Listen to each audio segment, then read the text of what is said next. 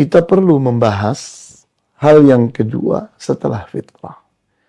Seperti kita telah gariskan di awal, bahwa jiwa manusia itu memiliki 3 jenis kecerdasan.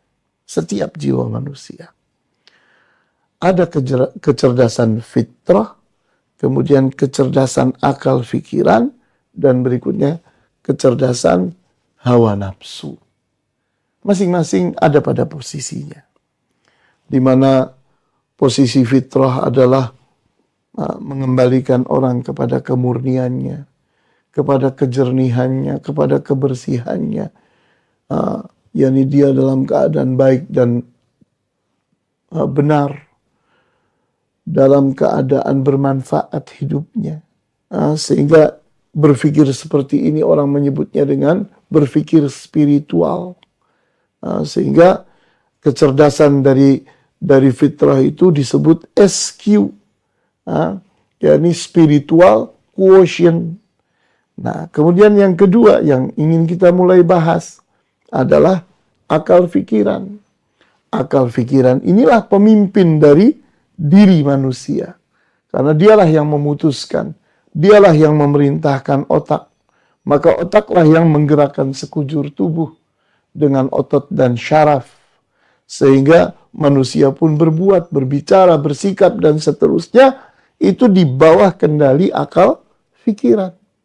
Nah, kita lihat kerjasama antara akal pikiran dengan otak menyebabkan manusia itu menyimpan informasi, data, dan sebagainya disebut dengan menghafal.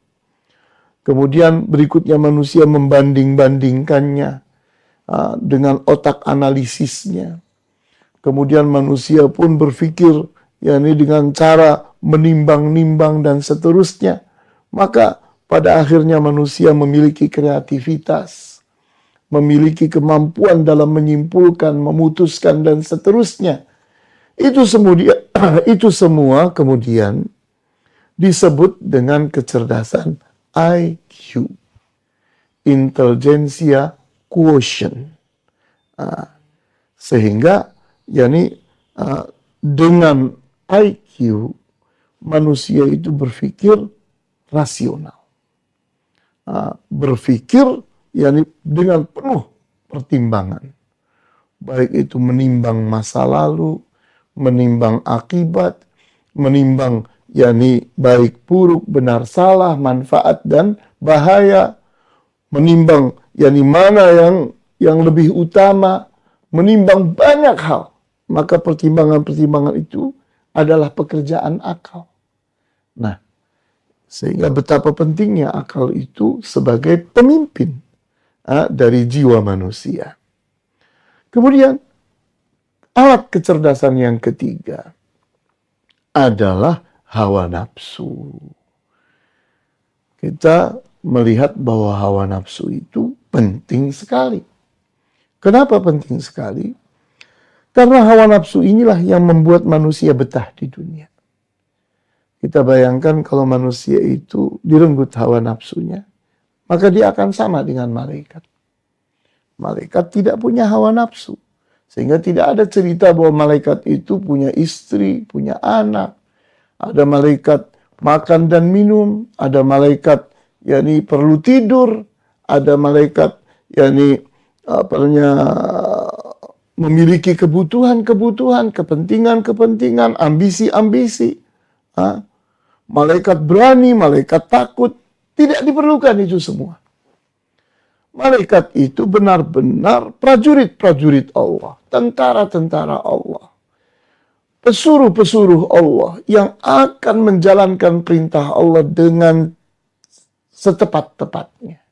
Kenapa? Karena tidak ada kepentingan untuk membelokkannya, menambahinya, menguranginya, merubahnya. Tidak ada kebutuhan itu. Sementara manusia punya hawa nafsu.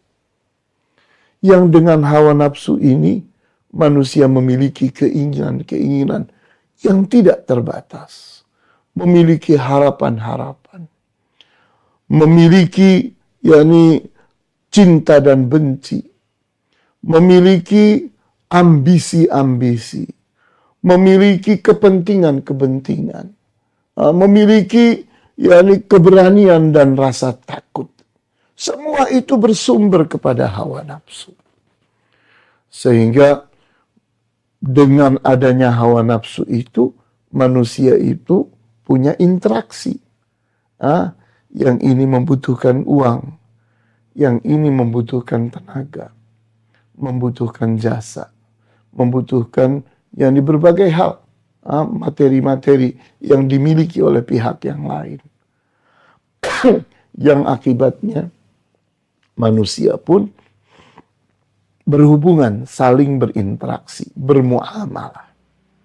Sehingga dari sini kita lihat, ini akibat dari adanya hawa nafsu. Maka manusia yang baik itu adalah manusia yang secara vertikal. Dia mampu memanage kebutuhannya kepada Allah, sehingga hubungannya begitu bagusnya dengan Allah. Dan yang kedua, hubungan yang bersifat horizontal. Bagaimana hubungan dia itu dengan sesama manusia, saling membutuhkan. Di mana kita lihat bahwa manusia itu tidak bisa sombong, tidak layak sombong, tidak patut untuk sombong. Kenapa? Selama manusia punya kebutuhan, maka belum layak untuk sombong. Yang layak sombong itu yang tidak punya kebutuhan. Siapa itu? Allah. Allah tidak punya kebutuhan. Sehingga Allah menyatakan dirinya, Innallaha ghaniyun 'anil alamin. Sesungguhnya Allah itu ghani, tidak membutuhkan terhadap alam semesta. Sehingga alam semesta ini ada dan tidak ada, buat Allah tidak merubah apa-apa. Allah tetap kaya, Allah tetap kuasa, Allah tetap berdaya tanpa alam semesta. Sehingga kita lihat berkali-kali Allah membuktikan bagaimana Nabi Yunus alaihissalam yang ternyata meninggalkan umatnya, dan terbukti saat Nabi Yunus dikembalikan lagi kepada umatnya, umatnya telah bertobat tanpa Nabi Yunus. Dan kejadian-kejadian yang seperti itu banyak sekali. Sehingga manusia di saat mengatakan, Allah itu butuh saya, maka Allah akan membantahnya. Ternyata Allah tidak butuh dia. Dia yang membutuhkan Allah. Nah, dari sini kita lihat bahwa hawa nafsu itu adalah sesuatu yang membuat manusia bersungguh-sungguh, bersemangat, memiliki harapan, memiliki cinta dan benci. Sehingga inilah yang menyebabkan manusia betah di dunia. Oleh karena itu, hawa nafsu itu penting. Namun, model berpikirnya manusia, model kecerdasan hawa nafsu manusia, itu orang menyebutnya perasaan, emosi. Sehingga kecerdasan yang dilahirkan oleh hawa nafsu itu disebut dengan EQ, emotional quotient. Yakni kecerdasan emosi, kecerdasan perasaan, yang sifatnya tentunya abstrak, di mana kecerdasan hawa nafsu itu ada kaitannya selalu dengan kehidupan sosial, selalu dikait-kaitkan dengan kenyataan sosial. Sehingga di saat akal pikiran mengatakan 2 tambah 2 sama dengan 4, maka kecerdasan emosional akan mengatakan 2 tambah 2 bisa 5, bisa 3. Loh, kenapa? Ada pertimbangan emosional. Kalau orang itu menyajikannya kepada saya dengan sajian yang saya sukai, saya tambahi plus 1. Kalau orang itu menyajikannya dengan sajian yang buruk, maka saya kurangi 1. Sehingga jadi 3. Karena ditambahi jadi 5. Itulah, yakni kita lihat hal yang disebut dengan emosional. Sangat subjektif sekali. Manusia itu dengan kecerdasan hawa nafsunya menjadi sangat subjektif. Selalu melihat bagaimana orang terhadap saya, bagaimana balasan saya terhadap orang itu. Maka unsur subjektivitas pada hawa nafsu itu besar sekali. Oleh karena itu kita lihat di sini. Keseimbangan antara ketiga alat kecerdasan jiwa manusia itu haruslah terwujud. Harus ada sinergi antara fitrah atau nurani, akal pikiran, kemudian hawa nafsu. Ketiga-tiganya harus bersinergi, harus berkolaborasi, sehingga keinginan-keinginan itu bisa dipilih, bisa ditentukan, bisa diputuskan sebagai sebuah kebutuhan yang layak, yang patut, sehingga setiap apapun diuji kelayakannya, diuji kepatutannya, apapun. Keinginan itu tidak berbatas.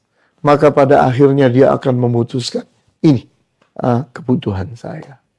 Maka orang cerdas itu adalah orang yang mengerti akan kebutuhannya. Itulah orang yang sadar. Sehingga kesadaran itu definisinya adalah mengerti akan kebutuhan.